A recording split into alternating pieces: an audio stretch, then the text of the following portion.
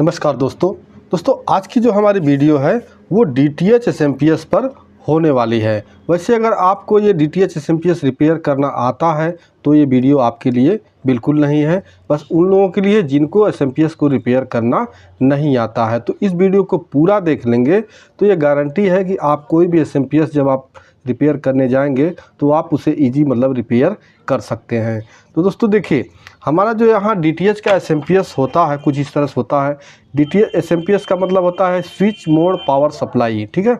ये हमारा SMPS का फुल फॉर्म होता है। तो यहाँ पे देखिए हमारा जो DTH SMPS होता है ये दो पार्ट में बटा होता है। एक होता है प्राइमरी और दूसरा होता है सेकेंडरी। तो हम सबसे पहले ये पता करेंगे कि हमारा कौन सा प्राइमरी है, ठीक है। तो प्राइमरी जैसे कि आप देख सकते हैं यहाँ बीच में एक लाइन यहाँ पे बनी हुई है। यहाँ आप देख सकते हैं एक लाइन बनी हुई है, तो आधा पार्ट इधर है आधा पार्ट इधर, यानी इधर का हमारा प्राइमरी है और इस साइड का सेकेंडरी है। या इसको आप यूँ कर लीजिए कि जिस साइड में आपका मेन AC का वायर जुड़ता है, यहाँ 220 वोल्ट AC हमें देना होता है, तो जो दो वायर हमारा मेन AC का जुड़ता है वो सेक्शन हमारा हो जाता है प्राइमरी। और जहाँ से हमारा आउटपुट निकलता है, यानी आप देख सकते हैं हमारा आउटपुट का वायर है, तो ये हमारा हो जाता है सेकेंडरी, ठीक है। अब इसमें फॉल्ट जो आते हैं, कुछ आपको फॉल्ट मैं बताऊंगा कि कहाँ से फॉल्ट आते हैं, तो क्या आपका प्रॉब्लम इसमें देखने को मिलता है। तो जैसे कि आप तमाम SMPS में ये देखते होंगे कि आपका उसमें फ्यूज उड़ गया, ठीक है। फ्यूज आपका इस चीज़ के अंदर आप देखेंगे तो यहाँ पे फ्यूज आपको नज़र आएगा, ठीक है। यहाँ फ्यूज आपका काला हो गया, यानी ओपन हो गया, उड़ गया नहीं मतलब ओपन हो गया, ठीक है। फ्यूज आपका ओपन हो गया। तो ओपन क्यों होता है, तो ये मेथड आप समझिए। अब प्राइमरी सेक्शन में कोई फॉल्ट आता है या कोई शॉर्टिंग आता है तो आपका फ्यूज उड़ता है। उनमें से क्या क्या पार्ट ऐसा है जो आपका शॉर्ट होने से फ्यूज आपका ख़राब होता है। तो देखिए यहाँ पे आपका प्राइमरी मेन जो पार्ट है, पैरेलल में कुछ कंपोनेंट लगे होते हैं, जो पैरेलल में कंपोनेंट लगे होने के कारण उसमें शॉर्टिंग होता है तो हमारा ये फ्यूज ख़राब होता है। तो यहाँ पैरेलल में क्या लगा है, यहाँ हमारे देखिए जो डायोड लगे हुए हैं, जो AC से DC करने के लिए हमें यहाँ 4 डायोड देखने को मिलेंगे, ठीक है। ये हमारा डायोड होता है। अगर इनमें से कोई शॉर्ट होता है तो हमारा फ्यूज यहाँ फॉल्ट हो जाता है, ठीक है, ओपन हो जाता है। इसके बाद यहाँ देखेंगे आप पैरेलल में एक हमारा यहाँ पे देखिए यहाँ सप्लाई आ रही है। पहले मैं आपको समझा दें, यहाँ देखिए यहाँ से हमारा फ्यूज पे गया, यहाँ फ्यूज लगा हुआ है, ठीक है। फ्यूज पे गया, फ्यूज से हमारा यहाँ एक कॉइल पे आया, यहाँ पे आपको कॉइल देखने को मिल जाएगा। अब इसको कुछ लोग ट्रांसफार्मर भी बोल देते हैं, लेकिन ये ट्रांसफार्मर नहीं, ये दो कॉइलों का समूह है, ठीक है। यहाँ 2 कॉइल हैं, यानी आप देख सकते हैं एक यहाँ से यहाँ पे बताएगा और एक यहाँ से यहाँ पे कंटिन्यूटी देगा। तो ये कॉइल है, कॉइल से हो के हमारा डायोड पे आता है। डायोड के बाद फिर हमारा सीधा यहाँ चला आता है हमारा जो मेन कैपेसिटर यानी फ़िल्टर होता है, फ़िल्टर कैपेसिटर पे। कैपेसिटर के बाद फिर हमारा IC में सप्लाई यहाँ से इस हमारे जो मेन ट्रांसफार्मर है, इसके ये ट्रांसफार्मर नहीं, इसको आप ड्राइवर ट्रांसफार्मर बोलेंगे।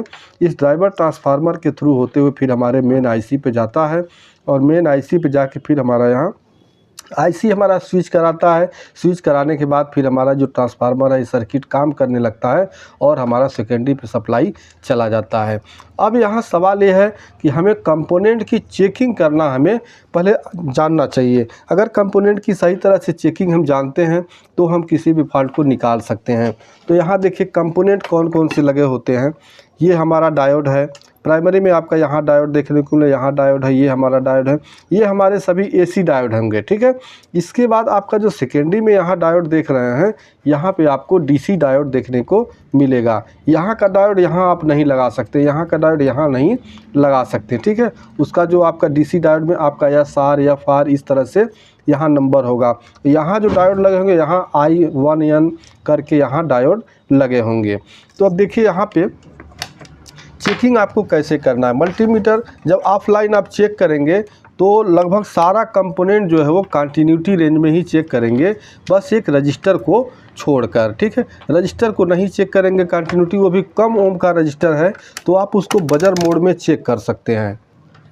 तो यहाँ देखिए फॉल्ट कई तरह के आते हैं, तो दोस्तों उससे पहले मैं एक चीज़ यहाँ बता दूं कि जो हमारे इसमें फॉल्ट आते हैं किस तरह के आते हैं और कहाँ से वो प्रॉब्लम हो सकता है। तो यहाँ मैंने बताया जिससे हमारा पैरेलल में जो कंपोनेंट लगे हैं अगर इसमें से कोई ख़राब होता है तो हमारा फ्यूज ओपन हो जाता है। अब यहाँ पे अगर हमारा सेकेंडरी में कोई फॉल्ट आता है, कोई भी प्रॉब्लम है, तो उसके वजह से हमारा यहाँ फ्यूज नहीं उड़ता है। फ्यूज कब उड़ेगा? जब हमारा यहाँ प्राइमरी में कोई शॉर्टिंग होगा, जैसे आपका कैपेसिटर हो गया, डायोड हो गया, आईसी शॉर्ट कर गया, तो हमारा ये फ्यूज उड़ जाएगा। ठीक है।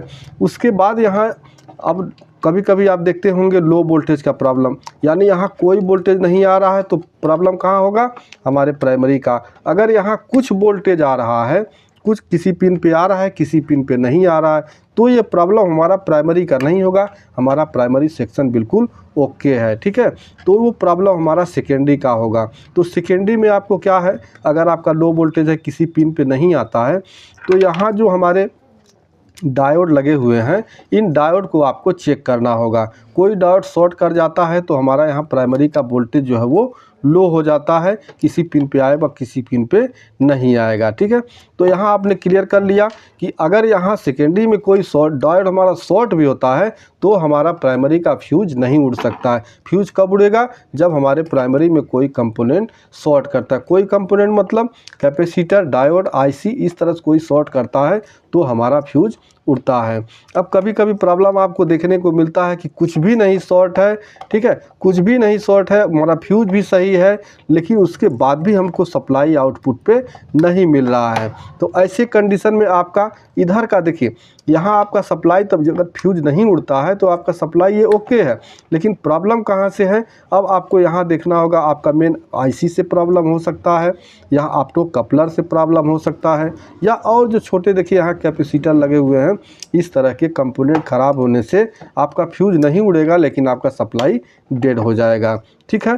अब यहाँ चेकिंग हमें कैसे करना है, यहाँ हम आपको बता देते हैं। जैसे कि यहाँ आप डायोड पहचानते हैं, ये ब्लैक कलर का होता है, ये डायोड हो गया, ये हमारा रजिस्टर है, ये रजिस्टर है, ये रजिस्टर है, ये डायोड है, ये आईसी है। आईसी के बगल में आपको एक आईसी लिखा हुआ देखिए यहाँ पे U1, इस तरह से आपको देखने को मिल जाएगा। ट्रांसफार्मर आपका देखिए यहाँ जो लगा है ड्राइवर ट्रांसफार्मर, ट्रांसफार्मर के बगल में यहाँ देखिए T1 करके यहाँ लिखा हुआ नज़र आएगा। जहाँ आपका देखिए डायोड लगा होगा वहाँ पे D, यहाँ है ना 4 डायोड है, तो D1, D2, D3, D4, इस तरह से हमारा डायोड लिखा हुआ है। यहाँ D6 है, D5 है। तो हमारे डायोड पे जहाँ D लिखा होगा वहाँ आपका डायोड लगा होगा। कैपेसिटर जहाँ लगा होगा वहाँ आप देखेंगे तो यहाँ देखिए कैपेसिटर पे C4 करके लिखा हुआ है। ठीक है। यहाँ आप देखेंगे C2 करके लिखा हुआ है, तो ये हमारा कैपेसिटर हो गया। इस कैपेसिटर के ऊपर देखेंगे तो यहाँ C1, तो ये भी कैपेसिटर हमारा। ठीक है।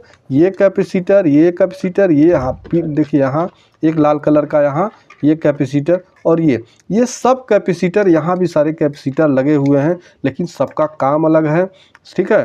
तो यहाँ पे जैसे अब चेक करना है आपको, तो सबसे पहला जो हमारा फॉल्ट जो ज़्यादा फ्यूज उड़ने वाले में आता है हमारा डायोड से आता है। तो डायोड को आपको कैसे चेक करना है?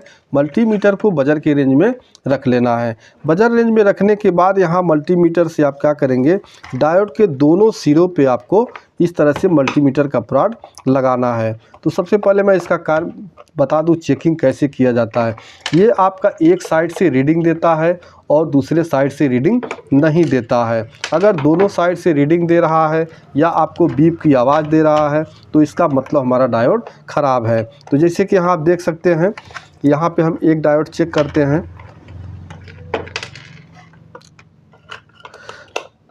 तो यहाँ आप देख सकते हैं कोई रीडिंग नहीं आ रहा है। ठीक है। इधर से कोई रीडिंग नहीं है। मल्टीमीटर का प्रोड आप पलट लेंगे और पलट के फिर उस कंपोनेंट को आपको चेक करना है। तो आप देख सकते हैं यहाँ पे हमको रीडिंग दे रहा है, इसका मतलब हमारा ये डायोड सही है। ठीक है। इसी तरह से आपको सभी डायोड को चेक करना है। अगर बीप की आवाज़ दे देता है तो आपका ये जो है कि डायोड ख़राब होगा। ठीक है। या किसी ओर से रीडिंग नहीं दे रहा है तो भी आपका डायोड ख़राब होगा, ओपन होगा। इसके बाद यहाँ देखिए, यहाँ जो आपका कॉइल लगा हुआ है, इस कॉइल का चेकिंग भी हमको बजर रेंज में ही करना है। जैसे मैंने बताया 2 कॉइल का इस समूह है, तो यहाँ दोनों कॉइल आपस में, ये कॉइल इससे बताए, ये कॉइल इससे बताएगा। तो यहाँ देखिए इस तरह से आपको बीप की आवाज़ यहाँ पे आनी चाहिए। अगर बीप की आवाज़ नहीं आ रही तो आपका ये कॉइल ओपन है, ठीक है। इसके बाद ठीक इसी तरह से ये भी आपको बीप की आवाज़ देगा। अगर यहाँ भी बीप की आवाज़ नहीं तो ये आपका एक कॉइल ओपन होगा। अब इसके बाद यहाँ जो कंपोनेंट हमारा है ये कैपेसिटर, तो कैपेसिटर का फुल चेकिंग सर्किट में लगे लगाए आप नहीं कर सकते हैं, लेकिन हाँ इतना चेक कर सकते हैं कि आपका कैपेसिटर शॉर्ट नहीं है, ठीक है। यहाँ जैसे कि हम देखिए लगाएंगे, यहाँ मल्टीमीटर का प्राड रखेंगे तो एक साइड से हमको कोई रीडिंग नहीं मिलेगा, लेकिन दूसरे साइड से जब हम इसको चेक करेंगे तो हमको यहाँ पे रीडिंग मिलेगा। ये हमारा जो है अभी आईसी जो यहाँ लगा हुआ है, आईसी की वजह से इस तरह का रीडिंग देता है। अगर आईसी आपका यहाँ सही होगा, कोई शॉर्टिंग नहीं है तो इस तरह का रीडिंग देगा, लेकिन अगर आईसी शॉर्ट कर गया है तो यहाँ रीडिंग आपको अलग मिलेगा, बीप की आवाज़ भी मिल सकती है। तो ऐसे में ऐसा नहीं है कि आपका कैपेसिटर ही शॉर्ट है, आईसी भी शॉर्ट हो सकता है। यहाँ डायोड शॉर्ट होने की वजह से भी आपको यहाँ बीप की आवाज़ मिल सकती है। तो जब आपको शॉर्ट मतलब बीप की आवाज़ मिलता है तो आपको क्या करना है, कैपेसिटर को निकाल के चेक करना है, डायोड को चेक कर लेना है। उसके बाद भी अगर शॉर्टिंग यहाँ नहीं हट रहा है तो आपका आईसी शॉर्ट हो सकता है, ठीक है। तो ये हमारा कैपेसिटर निकाल के ही चेक किया जाता है। इसके बाद यहाँ जो छोटा कैपेसिटर देखिए यहाँ पे लगा हुआ है, ये हरे कलर का नीले कलर का, तो यहाँ पे इसकी चेकिंग है हमको बजर रेंज में ही करना है। कैसे करना है, यहाँ पे आप उसके दोनों पिनों पे इस तरह से आपको मल्टीमीटर प्रोड रखना है। तो ये जो हमारा कैपेसिटर होता है, ये साधारण कैपेसिटर, ये कैपेसिटर कोई रीडिंग नहीं देता है, ठीक है। ये हमारा रीडिंग देता है लेकिन फिर वापस आ जाता है, लेकिन यहाँ हमको कोई रीडिंग ये नहीं देता है। ठीक इसी तरह से हमारा यहाँ पे जो कैपेसिटर लगा हुआ देखिए रेड कलर का, ये भी हमको उसी तरह का रीडिंग देता है। कोई भी यहाँ, अब देखिए यहाँ पे, अब यहाँ हमको ये रीडिंग दे रहा है, जबकि हमको कोई रीडिंग नहीं देना चाहिए। क्यों नहीं देना चाहिए, क्यों दे रहा है ये जानिए। तो यहाँ जो सर्किट में और कंपोनेंट लगे हुए हैं, उनकी वजह से ये पैरेलल में कुछ कंपोनेंट लगे हैं जिनकी वजह से हमारा एक कैपेसिटर यहाँ पे रीडिंग दे रहा है। लेकिन अगर इसको हम निकाल के चेक करेंगे तो हमारा एक कैपेसिटर कोई भी रीडिंग नहीं देगा। तो आपको जिस पे डाउट हो उसका एक पिन ओपन करके फिर उसकी चेकिंग आप कर सकते हैं, ठीक है।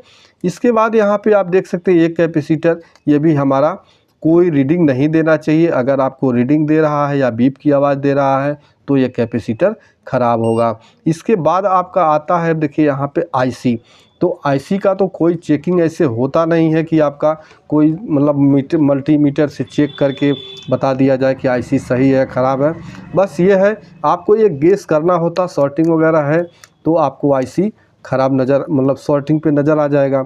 लेकिन अगर कहीं आपका पावर सप्लाई नहीं ऑन हो रहा है, सब कुछ पार्ट सही है, तो आपको चेंज करके देखना होता है, बल्कि मल्टीमीटर से कंफर्म चेकिंग नहीं कर पाते हैं, ठीक है। इसके बाद यहाँ मैंने बता दिया जो छोटा कैपेसिटर होता है इलेक्ट्रोलाइटिक, इसको भी हम बाहर निकाल के ही क्लियर चेक कर सकते हैं। सर्किट में लगाए बस यही चेक कर सकते हैं कि इसमें कोई शॉर्ट नहीं है, बीप की आवाज़ नहीं आ रही, ठीक है। लेकिन लगे लगाए इसकी कंफर्म चेकिंग नहीं हो पाती है। इसके बाद यहाँ एक कंपोनेंट और जो ज़्यादा चेकिंग में मतलब प्रॉब्लम आता है, ये होता है ऑप्टो कपलर का। तो ऑप्टो कपलर आप जब चेक करेंगे तो देखिए इस तरह से आपको इस साइड दो पार्ट में होता है। एक आपका होता है ये प्राइमरी से जुड़ा हो 2 पिन, और 2 पिन आपका ये सेकेंडरी से जुड़ा होता है, ठीक है। तो दोनों साइड को आपको चेक करना होगा। ज़्यादा करके आपका जो होता है प्राइमरी सेक्शन में का ही ये ख़राब होता है। देखिए एक ओर से रीडिंग दे रहा है और ठीक इसके बाद हम मल्टीमीटर का प्रोड पलट लेंगे तो दूसरे साइड से देखिए यहाँ कोई भी रीडिंग नहीं मिलेगा। अगर ये दोनों साइड से रीडिंग दे रहा है तो इसका मतलब हमारा ऑप्टो कपलर ख़राब है। ठीक इसी तरह से हम दूसरे साइड में जब चेक करेंगे, देखिए यहाँ पे एक साइड से रीडिंग दे रहा है और दूसरे साइड से नहीं रीडिंग दे रहा है। तो यहाँ पे देखिए इस साइड में कोई रीडिंग हमको नहीं मिलना चाहिए, लेकिन यहाँ रीडिंग दे रहा है। क्यों दे रहा है, यहाँ हमारा जो सीरीज में और यहाँ पैरेलल में सारे कंपोनेंट लगे हुए हैं, इन कंपोनेंट की वजह से यहाँ ये रीडिंग दे रहा है, ठीक है। इसके बाद यहाँ आपको ट्रांसफार्मर चेक करने के लिए एक चीज़ देखिए ध्यान देना होगा। यहाँ हमारा 2 भाग में है, आधा हमारा इस प्राइमरी से जुड़ा हुआ, आधा सेकेंडरी से जुड़ा हुआ। जैसे यहाँ पिने आप देख रहे हैं, ये हमारा प्राइमरी से हो गया, ये सेकेंडरी का हो गया। तो प्राइमरी के जो 4 पिने हैं, इनमें से 2-2 पिने आपस में आपको कंटिन्यूटी देंगी। जैसे कि यहाँ आप देख सकते हैं ये 2 पिन आपस में कंटिन्यूटी देगा और ये दोनों आपस में देगा। अगर ये दो मतलब कंटिन्यूटी नहीं देता है तो आपका ड्राइवर ट्रांसफार्मर ख़राब होगा। अब ये जो रीडिंग आप देखेंगे तो यहाँ जो पैरेलल में कंपोनेंट लगे हुए हैं उनकी वजह से यहाँ ये रीडिंग देखने को मिलेगा। ठीक है, इसके बाद यहाँ सेकेंडरी में आपको पांचों जो पिन हैं इनको सभी को आपस में कंटिन्यूटी यहाँ पे देना चाहिए। अगर कोई पिन आपका कंटिन्यूटी नहीं देता है तो इसका मतलब वो पिन ओपन है और आपका ये जो ड्राइवर ट्रांसफार्मर है ये ख़राब है। अब यहाँ पे देखिए आपका पार्ट कौन कौन सा है जो प्राइमरी और सेकेंडरी से जुड़ा हुआ। तो यहाँ ऑप्टो कपलर और हमारा ये ड्राइवर ट्रांसफार्मर, उसके बाद यहाँ छोटा सा आपने जो कैपेसिटर देखा है ये कैपेसिटर, सॉरी ये नहीं कैपेसिटर हमारा यहाँ पे लगा हुआ है, यहाँ पे एक कैपेसिटर। ठीक है, ये कैपेसिटर, ये तीन पार्ट ऐसे हैं जो हमारा प्राइमरी और सेकेंडरी के बीच में लगा होता है। अब इस कैपेसिटर की वजह से आपको एक फॉल्ट देखने को मिलेगा कि आपका जब कभी DTS करंट मारता है तो जब करंट मारता है उस समय आपको क्या चेक करना है, ये आपको कैपेसिटर चेक करना है। यहाँ पे कोई आपको रीडिंग नहीं मिलना चाहिए। अगर ये हल्का सा भी देखिए रीडिंग देता है तो इसका मतलब एक कैपेसिटर लीकेज है जिसके वजह से आउटपुट मतलब आपका सेकेंडरी में AC सप्लाई चला जा रहा है, इससे करंट मार रहा है। ठीक है, इसे चेक कर लेना है। और अगर करंट मार रहा है तो अगर ये सही है तो आपको ड्राइवर ट्रांसफार्मर में लीकेज चेक कर लेना। इस तरह से कोई लीकेज अगर कहीं बता देता है तो आपका ड्राइवर ये ख़राब होगा। ठीक है, जो करंट मारने का बस दो फॉल्ट होता है, एक कैपेसिटर और एक ड्राइवर का। इसके बाद यहाँ लो वोल्टेज का देखिए आउटपुट पे जब आपका सप्लाई यहाँ बन जाता है तो यहाँ लो वोल्टेज का प्रॉब्लम आता है।